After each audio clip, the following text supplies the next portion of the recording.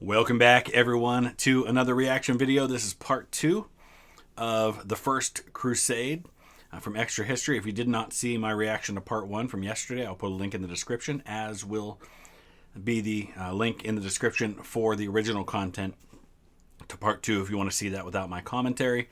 I'm going to be away for the weekend with the family. My son has a soccer tournament in Erie, Pennsylvania.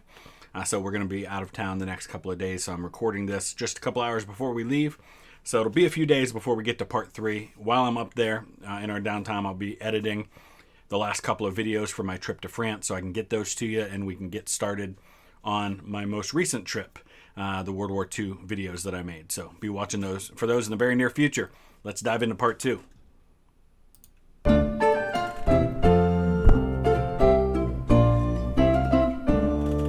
Last we left off, Count Emico's disastrous crusade had been smashed in Hungary, and the French contingent of peasant crusaders had been escorted under guard to Constantinople. Now it's time we return to Peter and his main force of peasant crusaders in Cologne. By the time Peter was ready to depart Cologne, he had amassed some 40,000 followers. Wow. Most of them were untrained and unarmed. A small... You gotta think, I mean, that's the size of a decent army during the American Civil War or during the Napoleonic Wars. There were sometimes much larger armies, sometimes much smaller ones, but that's a larger force than ever was assembled during the American Revolution. Neither side ever had an army that big in that war.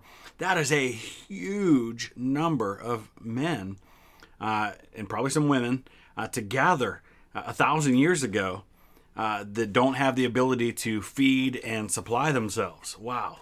A handful of them were lesser knights. His host included women, children, and the elderly, and together they were going to retake the Holy Land. They set off towards the end of April and made their way down to Hungary. This time, the King of Hungary was a little less interested in allowing crusaders through his lands, but in the end, he basically said to Peter, "Look, you guys can go through, but first you gotta swear that you're not gonna kill anybody or break my things." To which Peter, of course, agreed. All was going well until the crusade arrived at the very town that the French expedition had looted while waiting at the Byzantine border. Some of the peasant crusaders got into a dispute with a merchant over a pair of shoes. Listen, you can, as the leader, make all the promises you want, but it's not always that simple to control 40,000 people with 40,000 opinions and personalities. And, you know, it's a perfect example of this is I have so many people who tell me that, for example, William Tecumseh Sherman is a war criminal because some of his men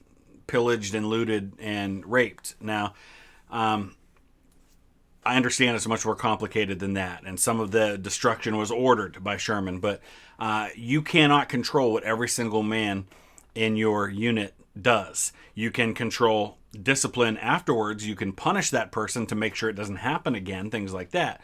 But you can make a promise to the King of Hungary and say, yeah, we're fine, we're not going to do that stuff, but all it takes is one event and it changes all that.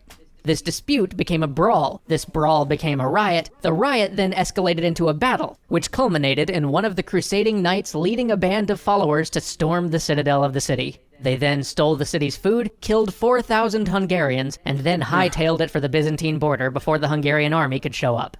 But now, the poor beleaguered Byzantine governor in Belgrade suddenly had 40,000 hungry, riotous peasants on his doorstep. He had heard of their behavior in Hungary, so he brought in a mercenary force to help keep the peace. They were to make sure that the Crusaders crossed the Sava River in a slow, orderly fashion. So I want to back up for a second, and again, and some of you commented on this yesterday, when you make a promise to people that they're going to be absolved of all of their sins if they go to the Holy Land and retake it for Christendom, you have removed any obligation or restraint on their part.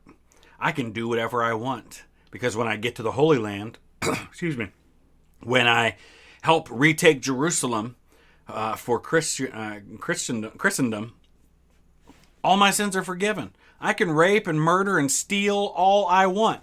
Now, that doesn't mean some people are not everybody's going to do that. A lot of people still have morality. And even though they might say, hey, I'm going to be forgiven for this, but other people, when you remove any consequences for their actions, man, it's free reign. The Byzantines could keep track of them and make sure that bands of crusaders weren't just wandering the countryside. But, of course, the Crusaders felt that they weren't crossing the river fast enough, so they decided that the best course of action was to attack the Byzantine troops they were ostensibly there to help. After routing or killing the smaller Byzantine force, they then went pillaging and looting through the country until they got to Belgrade, which they pillaged, looted, and set on fire. The Crusaders then began to loot and sack their way towards Nisch, the provincial capital. But our poor beleaguered Byzantine governor had been busy preparing the defenses of Nisch while the ponderous Crusader army was on the march. He had called in as many troops as he could, and when the Crusader force got there, he met with Peter. He asked that Peter wait at Nisch until a military escort could lead them to Constantinople. Peter agreed, but only on the condition that the governor feed his army while they wait. Now, 40,000 people is no small number to feed in medieval times, and soon the governor was faced with the choice of feeding the Crusaders or feeding his people. At some point, somebody's just going to have to gather a massive army and wipe these people out. I hate to say that, but what other choice do you have? I just don't know. If you're one of these rulers in the Byzantine Empire or in Hungary and these other places, you can't allow this to continue to happen over and over again. You want to see the logistics involved in stuff like this. Just look at other wars that have happened in history and how much it takes to feed an army and to sustain them. And especially if they're fighting, it's not like you're just able to get by on the bare minimum and kind of a subsistence diet. You're taking in a lot of calories if you're exerting, traveling hundreds, if not thousands of miles, exerting a lot of energy in combat. This is no small task at all. So the governor just told them to go, just head for Constantinople and leave him alone. But some of the German contingent decided to burn down a mill on their way out, which then escalated, and soon the governor had to call in the troops he'd been gathering at Nisch to suppress the out-of-hand Crusaders. He gave his troops instructions to take hostages rather than killing when possible. Peter made his way to the very back of his column to see if he and the governor could come to an agreement and maybe his crusade could be allowed to go on its way. But by now, the mob of Crusaders were really completely out of Peter's control. They attacked the city of Nisch itself. The garrison turned them away, but the defeated Crusaders just got a bigger mob together and attacked the walls of the city again. This time, our beleaguered Byzantine commander had had enough. Yep. He told his men to attack the Crusaders before they destroyed the provincial capital. That's what I was saying earlier. At some point, you just don't have a choice. And no matter how hard you try, no matter how much you try to give them leeway and say, come on, just go, just move along. At some point, you have to do this for the sake of your own people. The Crusaders were, of course, no match for trained, armed, and armored troops, and were decimated. Or I guess you could say quartered. Peter fled to the hills and hid, but... The math joke there, decimated is actually... The word we use, decimated, it has a different meaning now than it did then. Some people give me a hard time when I use that word to describe destruction of an army. We use it today to mean anytime an army takes a lot of casualties or anytime a group of people take massive casualties. But at the time, deci, meaning 1/10, and it was something that was used in the Roman legions, where as a form of punishment, they would select 1 out of every 10 soldiers, and they would be executed, decimated. And he said quartered. In that case, that's another term that we use when somebody was torn into 4 pieces as a part of their execution, and of course that means 1/4. By the time what remained of his army found him, a quarter of it was missing. Their supplies and money had also disappeared during the rout, and so the bedraggled band of beggars dragged itself to Constantinople, hungry, tired, and broke. There they met up with the French contingent that had left the west before them, and Peter, along with the leader of the French force, Walter Sonnevoix, were summoned by the emperor. Despite everything, the emperor counseled them to wait for the real force of knights, which the pope had assured him was on its way. But if they really wanted to go attack the Turks, he wasn't going to stop him. He would find some boats to ferry them across the Bosphorus. Of course, despite the warnings, the Crusaders wanted to cross into enemy territory. So after 5 days of feeding 30,000 unexpected guests, the emperor assembled his boats and ferried them into Anatolia. Once across, they began to pillage town after town until they made it to Nicomedia. And remember, this was Byzantine territory a few short years ago. These are the very towns that Emperor Alexius had petitioned the Pope to help him get back. How are you going to go to these people now and say, we want to return you to the Byzantine Empire, when people who have gone in to Anatolia, which is Turkey, with the Byzantine Emperor's blessing, are looting and pillaging the very people that he wants to rule? It's making for a much more complicated scenario for him. But beyond that, there is no question. These towns were Christian. Yep. But that distinction seemed lost on the Crusaders, and so pillage and loot... Those towns were Christian, but so were all the other towns that they were pillaging. They don't care. They'll kill all the fellow Christians they want. Absolution! I can do what I want because I'm on my way to fighting a holy war, and I'm going to be forgiven. There's no restraint here. There's no morals anymore. Loot they did. But once they reached Nicomedia, a quarrel broke out, and the army fractured. The French contingent of the army stayed under the ostensible leadership of Peter, but the German and Italian portions broke off and elected to follow a knight named Reynold instead. From there, the two groups continued to pillage until they both ended up occupying the fortified coastal town of Civito.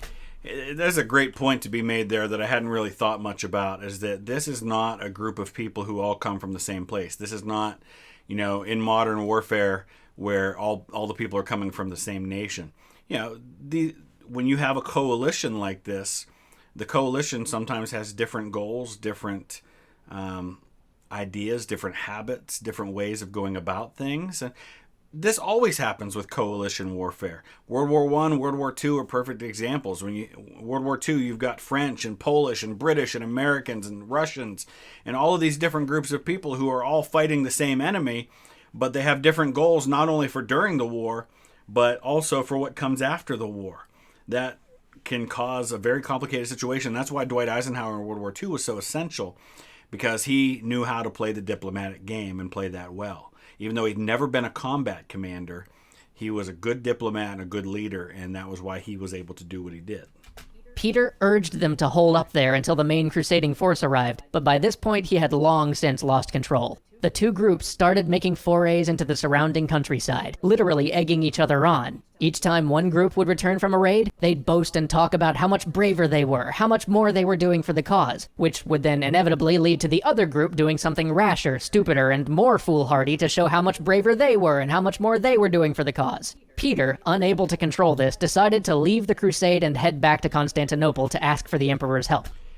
It's a frustrating and potentially devastating thing when you start out with what you feel is noble intent and you're trying to do something that you feel is right and good, and people turn it into something completely different. And that happens still to this day. But while he was heading back, the French forces decided that it would be a good idea to attack the local Turkish capital. They couldn't get through the walls, so instead they pillaged and butchered everything around it, with atrocities ranging from systematic massacre of civilians to children being tossed on a fire. They considered this a job well done, and headed back to the base with more than the usual amount of self-congratulation. The German contingent, not to be one-upped, then went out to capture a nearby castle. The garrison there was light, and the German crusaders were successful, but they forgot to check if the castle had any water stored up. Of course, the Turkish forces by this point had been mobilized, and they knew full well that the castle had no water reserves, and that the nearest well was way outside its walls. Whoops. So the Turkish army pulled up and parked itself outside the castle. After a few days drinking the blood of donkeys and their own urine, the Crusaders surrendered. Upon surrender, the Turks demanded that the Crusaders either convert to Islam or be put to death. While many Crusaders refused to abandon their faith and were put to the sword, brave Sir Reynold, leader of the band, never a man to be outdone, surprised even the enemy commander when he not only offered to become a Muslim, but also offered to join the Turks and make war against the Christians if they'd spare his life. Meanwhile, word, probably intentionally spread by the Turks, filtered back to the French Crusaders that the German group had not only captured a castle, but actually captured the Turkish capital as well. An argument broke out in the camp. Some thought that they should wait for Peter to return, which he never would, while others thought that if they waited they'd miss out on all the good looting. Soon, the faction supporting looting won out, because of course it did, and every single remaining Crusader, about 20,000 of them, marched out of their base toward the capital.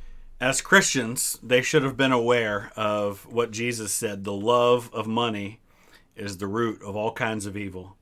Often gets misquoted as money is the root of all evil, but that's not what was said. There you have it. It's all about the money. It's all about the loot. It's all about what's in it for me. Under the leadership of one Geoffrey Burrell, about 3 miles from the Crusader base, in a narrow wooded valley, the full might of the Turkish forces lay in wait. The disorganized Crusaders, rushing up the road in an effort to make it to the capital in time for plunder, didn't even notice the trap. As a hail of arrows poured out of the woods, the Crusaders began to rout almost immediately. Turkish horsemen thundered out of the woods, chasing down the Crusaders almost to a man. Of the 40,000 peasant crusaders who had left Western Europe, only 3,000, following their brave leader Geoffrey Burrell, managed to flee fast enough to escape. And never even made it Those to the Holy 3,000 Land. managed to hole up in an old abandoned castle until the Byzantines came to rescue them. So let's just review the Crusade scorecard so far. Hungarian citizens killed? Thousands. Byzantine citizens killed? Also thousands. German Jews killed? Again, thousands. Crusaders killed? Tens of thousands. Christians killed? Tens of thousands. Turks killed? A few, most of them civilians. Massive economic disruption to the Eastern Roman Empire? Check. Eastern Roman forces who the Crusaders were supposed to be helping attacked? Check. Potential allies in Muslim territory ransacked? Check. And Holy Lands retaken? 0. And thus, the First Crusade began. Join us next time to find out what the barons have been doing during these shenanigans. See how the better-equipped barons and princes fare against the Turks, and watch the First Crusade actually begin. What an absolute, complete disaster. Stupid, foolish. It's so easy to look back in hindsight and say all this stuff, 900 years later, 1,000 years later, but wow, I don't know what to say. I'm not surprised by any of it because this stuff has gone on all throughout history.